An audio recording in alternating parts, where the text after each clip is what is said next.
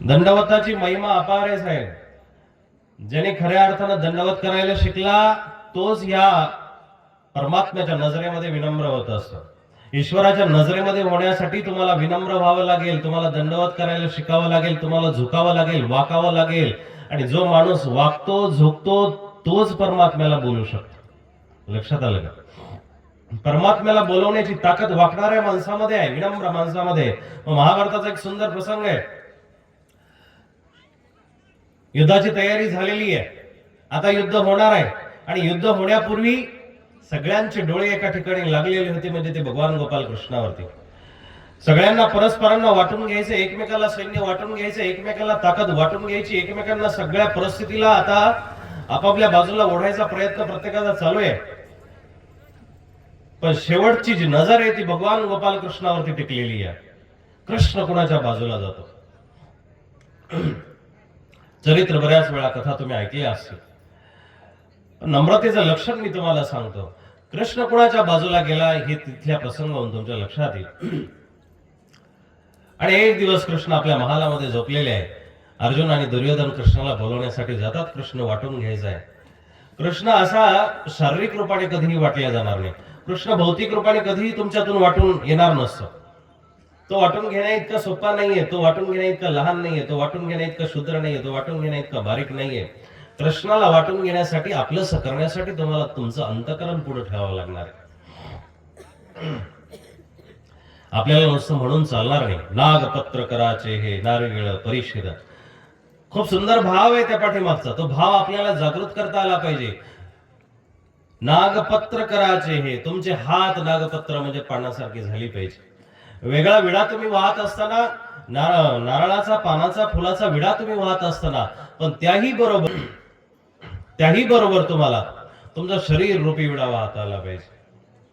तुमच्या शरीरालाच विडा करता आला पाहिजे, तुमच्या मनालाच विडा करता आला पाहिजे. मग नागपत्र कराचे हे, तुमचे हात तुम्हाला पानासारखे करावे लागतील. हे परमेश्वरा, माझ्याकडे दुसरी काही पत्रम पुष्पांची सेवा नाहीये, माझ्याकडे दुसरं काही वस्तू तुला अर्पण करायला नाहीये, मी दुसरी काही वस्तू तुला अर्पण करू शकत नाही. माझी ताकद नाहीये, माझी परिस्थिती नाहीये, माझी अवकात नाहीये, माझी योग्यता नाहीये, पात्रता नाहीये, काहीच नाहीये माझ्याकडे. मग मी माझ्या हाताचीच पानं केली आहे देवा, याचा स्वीकार कर.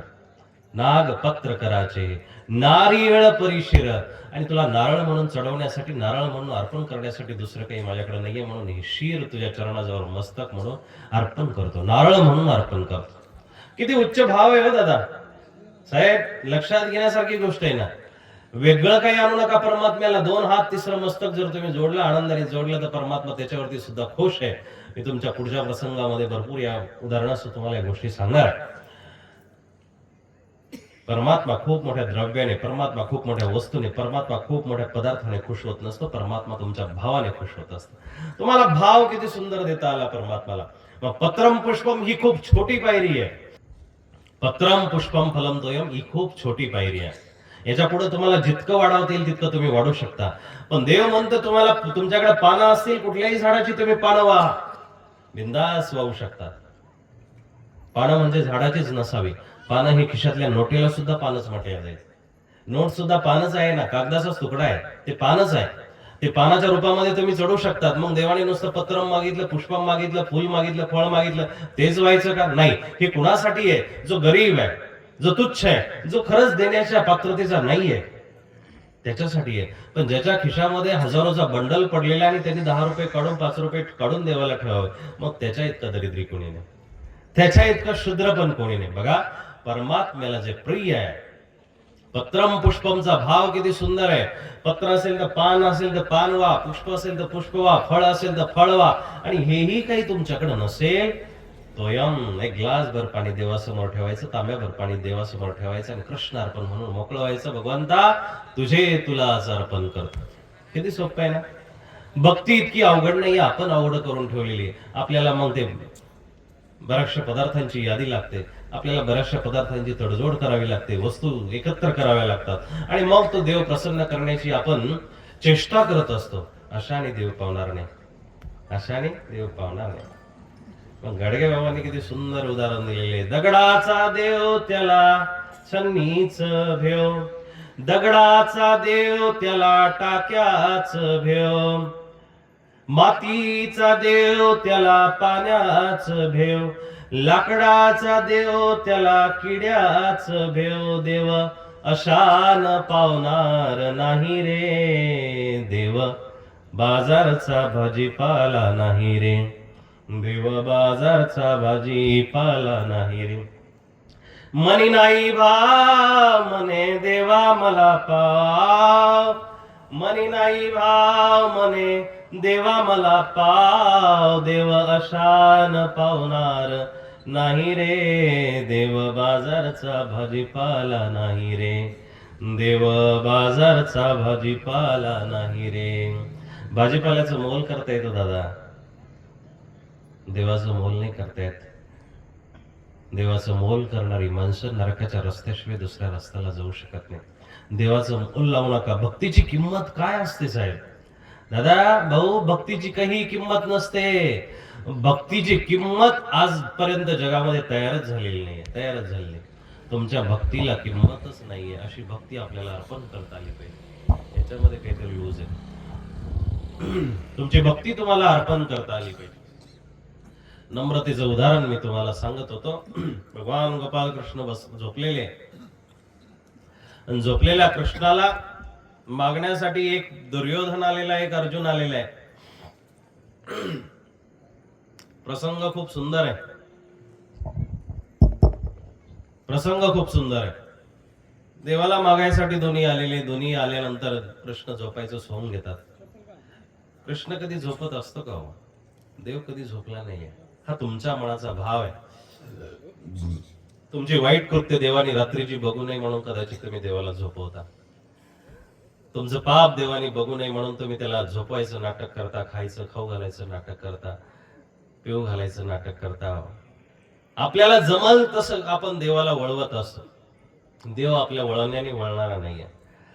तुम्हाला वळण आहे झोपायचं म्हणून तुम्ही देवाला झोपवता, तुम्हाला वळण आहे उठायचं म्हणून तुमचा स्वभाव तुम्ही देवावरती लादला गेलाय. ईश्वर कधीही झोपत नाही, कधीही उठत नाही. कारण त्यांनी जी म्हटलेली तत्व आहे, त्यांनी जी सांगितलेली तत्व आहे ही निराळी आहे, वेगळी आहे. तो स्वतःला माता, धाता, पितामह एकाच माणसाला ही कॅरेक्टर करता येतील का हो? पात्र करता येतील? जो आई होऊ शकतो, जो बापही होऊ शकतो, तो भरण करताही होऊ शकतो, तो पितामह म्हणजे आजोबाही होऊ शकतो. असं आपल्याला होता येईल का? आपण एका वेळेला बाप होऊ शकतो, एका वेळेला आईच होऊ शकतो, एका वेळेला बहीण होऊ शकतो, एका वेळेला मावशी होऊ शकतो. एका वेळेला सगळी पात्र आपल्याला करता येणार नाही. कृष्णाला ही सगळी पात्र जमलेली आहे आणि मग कृष्ण झोपायचं सोंग केलेले. कृष्ण झोपलेला आहे.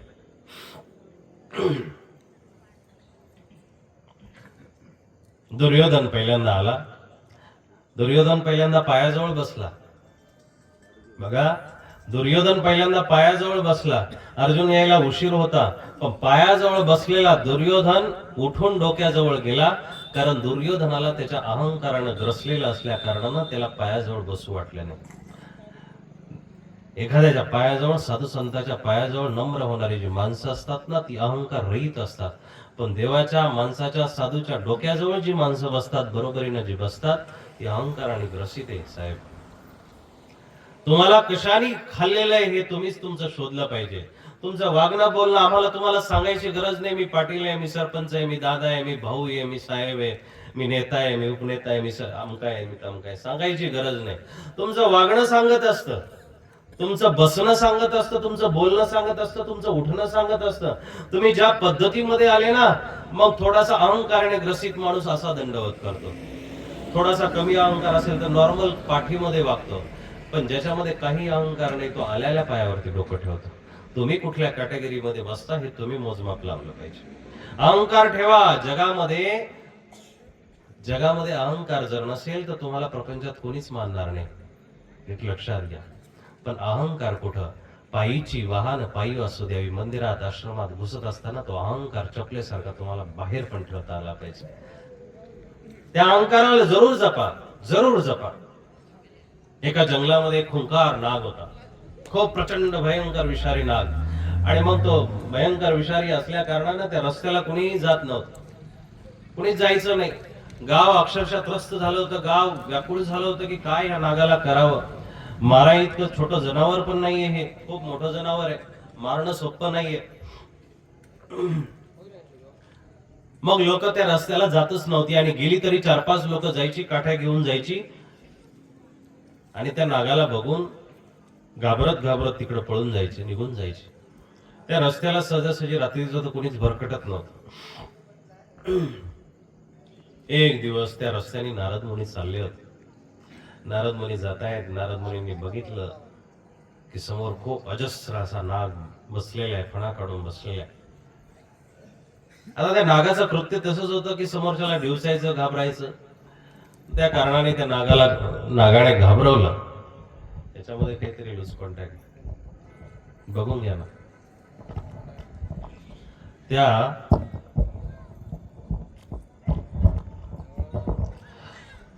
नागाने नारदाला घाबरवलं.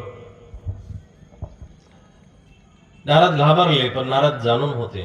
नारदाला कळून चुकलं होतं की हा तोच नाग आहे. गावातल्या लोकांनी नारदाला सांगितलं होतं की नारद मुनी, त्या रस्त्याने जाऊ नका, तो नाग तुम्हाला धरेल, तो नाग चावेल, तो नाग दसेल, तो नाग तुम्हाला त्रास देईल. नारद म्हटले, बघू, मी सगळ्या त्रिभुवनामध्ये फिरून येत असतो, मी सगळीकडे जाऊन येत असतो आणि एका नागाने मला काय होणार आहे. गेले, समोर बघितलं, नाग फणा काढून बसलेला आहे. नारदाने विचारलं, खरे बाबा, कुणाच्या प्रतीक्षेमध्ये आहे, कुणाची वाट बघतोय. नाग म्हणतो की मी या रस्त्याला आतापर्यंत माझ्या उपस्थितीमध्ये एकाची हिंमत होत नाही पुढे जायची. तुम्ही कसे जातात ते बघतो मी. तुम्ही जाऊ शकत नाही पुढे. पण नारद खऱ्या अर्थानं त्या सापाला बोध करण्यासाठी आलेले होते. नारद म्हणतात, अरे, तुझं नेमकं कोणी वाईट केलंय का? तू असा फळा काढून उभारतो, प्रत्येकाला त्रास देतो, तुझं वाईट तरी कोणी केलंय? नाग म्हणतो, माझा स्वभाव आहे, फणा उभारणं माझा स्वभाव आहे, दंश करणं माझा स्वभाव आहे. नारद त्याला उपदेश देतात, खूप सुंदर उपदेश देतात की बाबा, हा जन्म वायाला घालू नको. भलेही तो हिंसर योनीमध्ये जरी आला असेल, पण विनाकारण कोणाला जर त्रास दिला तर ते कर्म तुझ्या पुढच्या लेखाजोख्यामध्ये येणार आहे आणि पुढे तुला ते भोगावं लागणार आहे. म्हणून विनाकारण कोणाला त्रास देऊ नका. विनाकारण त्रास देणारी मंडळी आज आनंदाने डुलत जरी असली, आज आनंदामध्ये राहत जरी असली, आज त्यांचे कपडे कडक असले, आज त्यांच्या बसायला गाड्या असल्या, मस्त मोठे बंगला असतील, पद असतील, पण तो त्रास कधी ना कधीतरी त्या सापाच्या रूपामध्ये, विषाच्या रूपामध्ये त्यांच्या जीवनामध्ये येणार आहे. आज आनंद वाटेल दादा, हसत हसत आपण करत असतो, पण रडत रडत फेडावं लागतं. वाक्य नीट आहे का? रडत रडत ते कर्म फेडावी लागतात. सोपं नाहीये साहेब, हा कर्माचा सिद्धांत आहे. म्हणून ईश्वर म्हणतात, कर्मणो गहन गती, कर्माची गती गहन आहे. नागाला उपदेश केला आणि सांगितलं की बाबा, तू आजपासून फणा काढणं बंद कर. नागाने तो नारदांचा उपदेश ऐकला. खूप सुंदर उपदेश केल्यामुळे नाग शांत झाला आणि म्हटला, काही अडचण नाही, मी मस्तपैकी बसून राहील, माझं माझं भक्ष्य मिळेल ते खाईल, मी कुणालाही त्रास देणार नाही. नारद निघून गेले, पुढच्या रस्त्याला निघून गेले. मग गावातली लोक थोडीशी भीत तिथं त्या रस्त्याला यायची. दिसला साप तर पाठीमागं फिरायची, नाग दिसला तर, नसेल दिसला तर रस्ता क्रॉस करून जायची. एक दिवस असंच झालं, समोर ती मंडळी जात होती, नाग काही दिसला नाही. दुसऱ्या दिवशी तसंच झालं, नाग दिसला नाही. तिसऱ्या दिवशी गावातली बरीचशी मंडळी तिथं जायला लागली. तो रस्त्यावरती पडलेला असायचा, निश्चित पडलेला. पहिला अजस्र असा फणा काढणारा नाग लोक आता बघितल्यानंतर सुद्धा तो फणा काढत नव्हता. मग समाजाचा स्वभाव आहे दादा, जो सरळ झाला त्याला लोक त्रास देतात. तो नाग आता फणा उभारत नव्हता, त्रास देत नव्हता. म्हणून तिथली जी टवाळ मुलं होती, टवाळखोर मुलं होती, ती त्याला दगड घेऊन मारायला लागली. एकाने दगड मारून बघितलं की नाग धावतो की नाही, डसतो की नाही. दुसऱ्याने मारून बघितलं.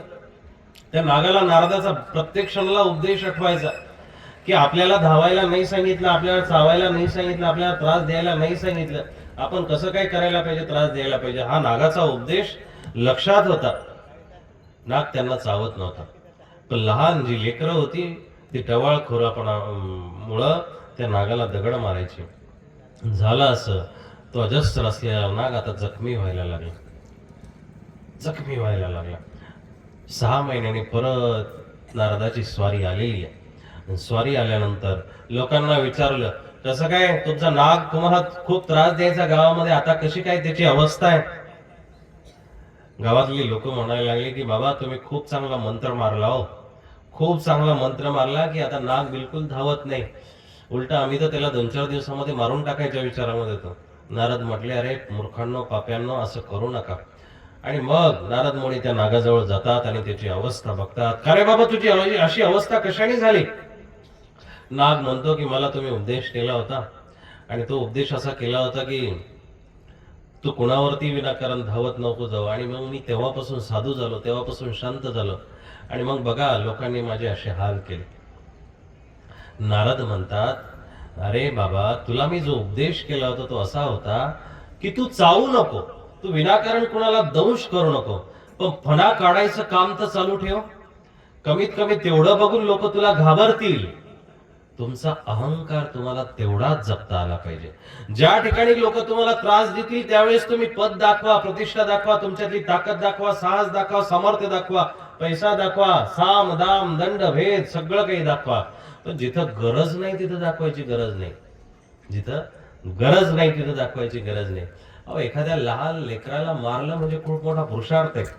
आपल्या घरातल्या पत्नीला मारलं म्हणजे खूप मोठा पुरुषार्थ आहे का? आपल्या लहान पोराला मारलं म्हणजे खूप मोठा पुरुषार्थ आहे का? 6 फुटाचा एखादा बलदाड माणूस असेल, त्यांनी 7 फुटाच्या माणसाला आव्हान द्यावं, चॅलेंज द्यावं, तर त्याला अर्थ आहे काहीतरी. एखाद्या सरपंचाने आमदाराला चॅलेंज द्यावं, तर त्याला काहीतरी अर्थ आहे. सरपंचांनी सदस्यांना कुठं त्रास द्यावा, गावातल्या मंडळीला कुठं त्रास द्यावा, काही कामाचं नाही. आपल्यापेक्षा हीन कमी दर्जाच्या माणसाला जर तुम्ही त्रास दिला तर त्याचीही कधीतरी वेळ येणार आहे, त्याचीही कधीतरी वेळ येणार आहे. म्हणून असा त्रास देणं चुकीचं आहे. तर त्रास आपल्यालाच भोगावा लागतो, त्रास आपल्यालाच भोगावा लागतो. म्हणून विनाकारण कुणाला त्रास देऊ नये. हे सगळ्यात पहिलं धर्माचं लक्षण आहे दादा. तुम्ही किती गाठ्या करता, किती पारायण करता, किती नामस्मरण करता, किती स्थानांना जाता, किती मोठा मोठा जाप करता, किती तुमचे मोठे मोठे उच्चार आहे, किती दत्तात्रय कवचाचे पारायण झाले, याही पेक्षा तुम्ही दुसऱ्याच्या हृदयातली पीडा किती ओळखली, दुसऱ्याच्या हृदयामधली पीडा किती ओळखली, ती पीडा तुम्हाला किती समजली, त्याच्यावरती तुमचं जीवन आधारित आहे. त्याच्यावरती तुमच्या जीवनाचा अध्यात्माचा प्रवास आधारित आहे. इकडे तुम्ही खूप देवदेव करत असाल, इकडे खूप तुम्ही धर्मवान म्हणून स्वतःला घेत असाल, पण धर्म करते वेळीच जर तुमची शांतता सात्विकता असेल आणि धर्माच्या बाहेर तुम्ही निघून गेले आणि विचित्र वागायला लागले, त्याला काही अर्थ नाही, त्याला काही अर्थ नाही. वैष्णव जन तो तेने कहिए, पीर पराई जाने. देवाचा माणूस त्यालाच म्हणता येईल ज्याला दुसऱ्याची पीडा कळली. दुसऱ्याच्या दुःखाने जो दुःखी होतो तो खऱ्या अर्थानं माणूस आहे. पण दुसऱ्याच्या सुखाने जो दुःखी होतो ना, त्याच्यामध्ये राक्षस कुठेतरी जिवंत आहे, त्याच्यामध्ये वाईट आत्मा कुठेतरी जिवंत आहे. मग मी प्रसंग तुम्हाला सांगत होतो की विनम्र कोण असतो? विनम्र तोच व्यक्ती आहे की ज्याला वाकण्याची सवय आहे, ज्याला वाकावं वाटतं, ज्याला देव बघितला, साधू बघितला, संत बघितला आणि त्याच्या समोर तो नम्र झाला, तो खऱ्या अर्थानं आध्यात्मिक आहे, तो खऱ्या अर्थानं साधू आहे. दुर्योधनाला देवाच्या पायाजवळ पहिल्यांदा बसला, पण दुर्योधनाचं मन दुर्योधनाला खात होतं, म्हणून दुर्योधन तिथून उठला आणि देवाच्या डोक्याजवळ बसला. अहंकार हा नेहमी डोक्यावरती बसत असतो. मी तुम्हाला सांगत होतो, अहंकार नेहमी डोक्यावरती बसतो. पाठीमागून अर्जुन आलेला आहे आणि अर्जुन आल्यानंतर देवाच्या पायथ्याला बसला. कहाणी ऐकली असेल तुम्ही सगळ्यांनी. देवाच्या पायथ्याजवळ बसलेला आहे. दोघही एकाच कामासाठी आलेले, दोघही एकाच कामासाठी आलेले. दोघांनाही कृष्ण हवाय, पण कृष्ण डोक्यावरती बसून कधीही मिळत नसतो, कृष्ण पायाजवळ बसून मिळेल. देवाची तुम्हाला सेवा करावी लागेल, तुम्हाला संताची सेवा करावी लागेल, तुम्हाला ग्रंथाची सेवा करावी लागेल, तुम्हाला धर्माची सेवा करावी लागेल. सेवेनं देव भेटणार आहे. पैशानं देव भेटणार नाही, वस्तूनं देव भेटणार नाही, सेवेनं भेटणार आहे. आणि तुमच्या अंतःकरणामध्ये मी बऱ्याच वेळा बघतोय तुम्हा लोकांना सेवेचा भाव खूप जबरदस्त आहे. ही सेवा अशी जिवंत ठेवा, या सेवेला अहंकाराचा वारा लागू देऊ नका. अहंकाराचा वारा ज्याच्या सेवेला लागेल, आणि मग सेवा ही कुठल्या धर्माची नसते, सेवा ही कुठल्या आश्रमाची नसते, सेवा ही कुठल्या गुरुची नसते, सेवा ही कुठल्या साधूची नसते. सेवा ही सेवा असते, पवित्र असते. 500ची नोट गरीबाच्या खिशात असली काय, श्रीमंताच्या खिशात असली काय, मंदिरामध्ये ठेवली काय, एखाद्या बिअर बारवरती ठेवली काय, नालीमध्ये पडली काय, जमिनीवरती पडली काय, 500 रुपयाची किंमत कधी कमी होत नसते. ती किंमत तीच आहे, त्या वस्तूची किंमत तीच आहे. तसा तुमचा भाव मला बघितल्यावरती तोच असला पाहिजे, बाबाला बघितल्यावर तोच असला पाहिजे, दादाला बघितल्यावर तोच असला पाहिजे, एखादा ईश्वराचा साधक असेल, छोटं लेकरू असेल, त्याला बघितल्यावर तोच असला पाहिजे. पण कपडे बघितले, वस्त्र बघितले, आश्रमाचे बघितले, वेगळे बाबा बघितले, भाव बदलत असेल तर तो भाव व्यभिचारी भाव आहे. स्थिर भाव ठेवा. अहो, गुलाबाच्या फुलाला तिरडीवरती ठेवलं काय, मंदिरामध्ये ठेवलं काय, त्याचा सुगंध बदलतो का हो? तसा तुमचा भाव माणसं बघून बदलला नाही पाहिजे. लक्षात आलं? माणसं बघून जर भाव बदलत असेल, कुठंतरी तुम्ही अहंकाराने ग्रसित आहात, कुठंतरी तुमचा अहंकार जिवंत आहे, कुठंतरी तुमच्यामध्ये भेदाभेद जिवंत आहे. आणि ही स्पृश्य अस्पृश्याची भावना श्री चक्रधर प्रभूंनी संपवली. श्री प्रभूंच्या ताटामध्ये समोर लाखाची भाकर आली. बर का साहेब, लाखाची भाकर आली. लाख म्हणजे तुमची नाचणी, ही तुम्ही नाचणी म्हणतात, लागणी म्हणतात, पण त्या काळी तिला लाख म्हटलं जायचं. ती लाखाची भाकर एका मातंगाच्या घरून की तेलाच्या घरून आली होती.